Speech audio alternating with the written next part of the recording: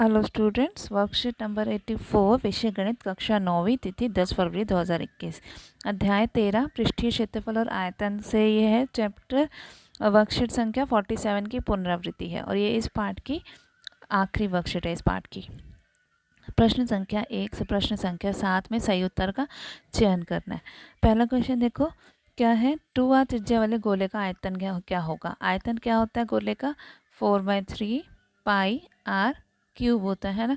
तो 4/3 पाई आर की जगह हम क्या लिखेंगे, 2r लिखेंगे, 2r की घात 3। ठीक है, तो 4/3 पाई 2 क्या हो गया, 2 दूनी 4, 4 दूनी 8 आ गया, ये हम 8 यहाँ लिख देते हैं। ठीक है, और r क्यूब, तो ये क्या हो गया, 4×8 32। तो हमारा आंसर क्या हो जाएगा, ये 32/3 पाई आर क्यूब। ठीक है, अब दूसरा क्वेश्चन देखो, अगर किसी गोले की त्रिज्या को दुगना कर दिया जाता है तो उसका आयतन हो जाएगा। दुगना कर रहे हैं, देखो तो पहले क्वेश्चन में भी आर को 2r था ना, दुगना ही हुआ था ना। तो जब हम यहाँ पे त्रिज्या को दुगना करेंगे तो 2r ही तो होगा, तो वो क्या हो जाएगा, उसका आयतन देखो 4/3 पाई आर क्यूब होता है ना, इंटू 8 आ रहा है, मतलब 8 गुणा हो जाएगा। तो इसका आंसर हो जाएगा डी पार्ट। फिर तीसरा है, ए सेंटीमीटर त्रिज्या वाले अर्धगोले का आयतन क्या होगा। ए सेंटीमीटर वाले अर्धगोले का आयतन क्या होता है, 2/3 पाई आर क्यूब। तो 2/3 पाई आर की जगह लिखेंगे हम ए क्यूब। ठीक है, सेंटीमीटर क्यूब। फिर चौथा प्रश्न है, 21 मीटर त्रिज्या वाले गोले का आयतन क्या होगा। 21 मीटर है गोले का आयतन 4/3 पाई आर क्यूब। तो 4/3 पाई का मान लगाओ, 22/7। आर क्या है, 21 21 21, 7 एकम 7, 7 या 21 और 3 से ये 3 कैंसिल। तो 4 गुणा 22 गुणा 21 गुणा 21 कितना आ जाएगा, 3 8 8 0 8।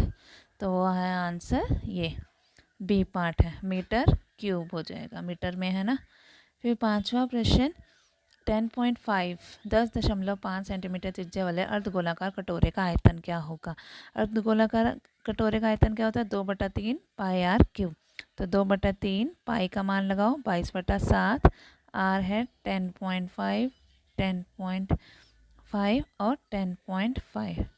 7 से काटा, 7 एकम 7 दशमलव, 7 पंजे 35। फिर 3 से कट जाएगा, ये 0.5 आ जाएगा। फिर इन सबको गुणा कर दोगे तो आपका आंसर क्या आ जाएगा, 2425.5 centimetre cube. 2425.5 centimetre cube, C part आ जाएगा आंसर। ठीक है, फिर छठा प्रश्न है, 113.04 सेंटीमीटर क्यूब आयतन वाले गोले की त्रिज्या क्या होगी। अब इसमें आयतन दिया हुआ है, ठीक है, तो इसमें इसका सीधा हम नियम लगा देंगे। तो 113.04 का नियम लगाएंगे। आयतन है तो 4/3, पाई का मान क्या लगाएंगे, यहाँ पे हम 3.14। अगर हम 22/7 लगाएंगे तो उससे हमें बहुत मुश्किल हो जाएगा आंसर निकालने में, तो हम लगाएंगे 3.14। ठीक है, और इसमें दशमलव भी है तो ये कट जाएगा दशमलव से, इनटू में आर क्यूब। सब कुछ इधर ले आओ, तो 113.04 3/4 इंटू में 3.4 आर क्यूब। तो दशमलव से दशमलव यहाँ पे कट गया। फिर जब इसको 4 से यहाँ कैंसिल करोगे तो क्या आ जाएगा, 2826। और 2826 को जब इन 314 से इसको जब हम काटेंगे तो क्या आएगा, 9। तो 9 गुणा 3 बचा हमारा, 9 गुणा 3 27 आर क्यूब आया। तो आर कितना हो जाएगा, 3 3 9 9 3 27 होता है ना, तो आर हो गया 3 सेंटीमीटर। ठीक है, अब सातवां प्रश्न है, दो गोलों के आयतनों का अनुपात है 64:27। इनकी त्रिज्याओं का अनुपात क्या होगा। अब दोनों का हम क्या ले लेते हैं, एक हम आयतन को v1 ले लेते हैं, एक को v2 ले लेते हैं। अब देखो v1 बटे में v2 कितना है, 64/27। अब v1 4/3 पाई आर क्यूब होता है, तो r1 क्यूब 4/3 पाई r2 क्यूब हो गया। 4/3 से कैंसिल, पाई से पाई कैंसिल, तो बचा r1 की घात 3 r2 की घात 3। 64 क्या होता है, 4 क्यूब होता है, और 27 किसका होता है, 3 क्यूब होता है। तो r1 बटे में r2 की घात 3, ऐसे 4/3 की घात 3, घात से घात कट गई। तो r1 बटे में R2 कितना आ गया, 4/3। तो R1 अनुपात R2 कितना आ गया, 4/3। और वो हमारा है बी पार्ट आंसर। 8वां प्रश्न है, 21 सेंटीमीटर त्रिज्या वाले लोहे के 6 अर्धगोलों को पिघलाकर एक गोला बनाया गया है। 6 अर्धगोले हैं जिन्हें पिघलाकर एक बड़ा गोला बन गया। ठीक है, प्राप्त गोले का आयतन ज्ञात कीजिए। तो उसका आयतन क्या होगा, जितना उन 6 सरल गोलों का आयतन था उतना ही उस अकेले का आयतन होगा, है ना। तो क्या करेंगे हम, तो आयतन नए नए गोले का आयतन क्या होगा, 6 गुणा अर्धगोलाकार आयतन, अर्धगोले का आयतन हो जाएगा। ठीक है, तो 6 गुणा अर्धगोले का आयतन कितना होता है, 2/3 पाई r की घात 3। r क्या है यहाँ पे 21। तो 6 गुणा 2/3 पाई का मान लगाओगे 22/7, 21 गुणा 21 गुणा 21, तो 7 एकम 7, 7 21, 3 से 3 कट गया यहाँ पे। तो 6 2 22, 21 और 21 को गुणा करेंगे तो हमारा आ जाएगा 116424 सेंटीमीटर क्यूब, हमारा आंसर आ जाएगा। ठीक है, फिर है 9वां प्रश्न। एक गोले का पृष्ठीय क्षेत्रफल है 5544 सेंटीमीटर स्क्वायर। इसका आयतन ज्ञात करना है हमें। इसका क्या आयतन होगा, हमें पृष्ठीय क्षेत्रफल दिया हुआ है। तो पृष्ठीय क्षेत्रफल का क्या नियम होता है, 4πr²। तो 4πr² 5544 हो गया। ठीक है, तो 4 22/7 r², इसको उधर ले जाएंगे 7/22। ठीक है, तो ये काटा 11 से, 11 दूनी 11 पंचे 55, 0, फिर 11 चौक 44, फिर इसको 4 दूनी 8 हो गया। ये 8 से काटा जब हमने 504 को, क्या आ गया 63। तो 63 गुणा 7 441 आ गया। अब ये किसका स्क्वायर, किसका वो होता है, वर्ग किसका होता है, ये 21 का। तो r कितना आ जाएगा 21। अब हमने इसका आयतन निकालना है। तो 4/3 पाई r³ 4/3 22/7, 21 गुणा 21 गुणा 21, 7 एकम 7, 7 तिया 21, 3 एकम 3 एकम कट गया। तो इन सबको जब गुणा किया तो हमारे पास आ गया ये 3880 सेंटीमीटर क्यूब।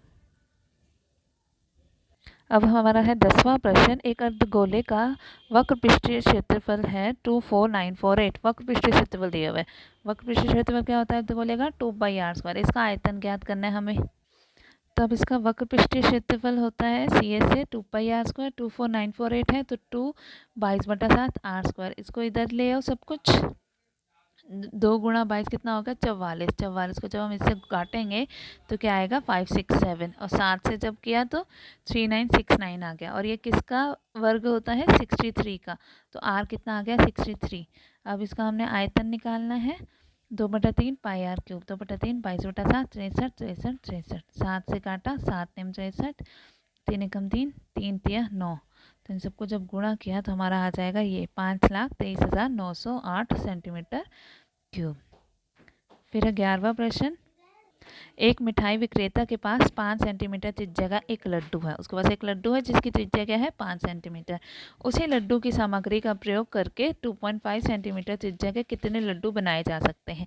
और उसी लड्डू का प्रयोग करके हमें छोटे लड्डू बनाने हैं 2.5 सेंटीमीटर त्रिज्या के। तो कितने लड्डू बनेंगे हमें वो बताना है।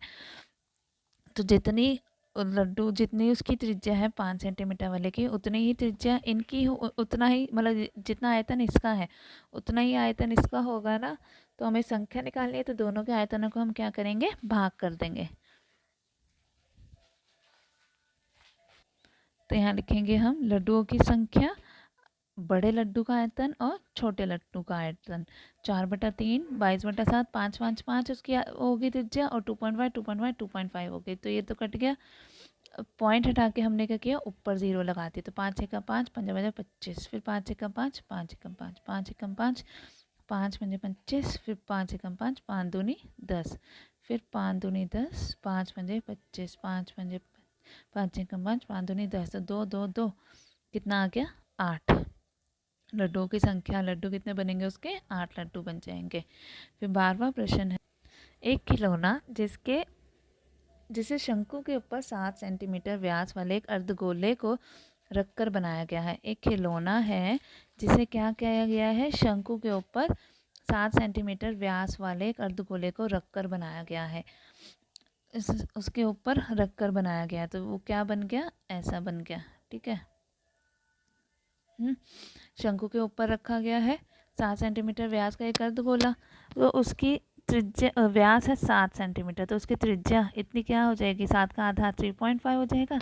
ठीक है, और खिलौने की कुल ऊंचाई है 14.5।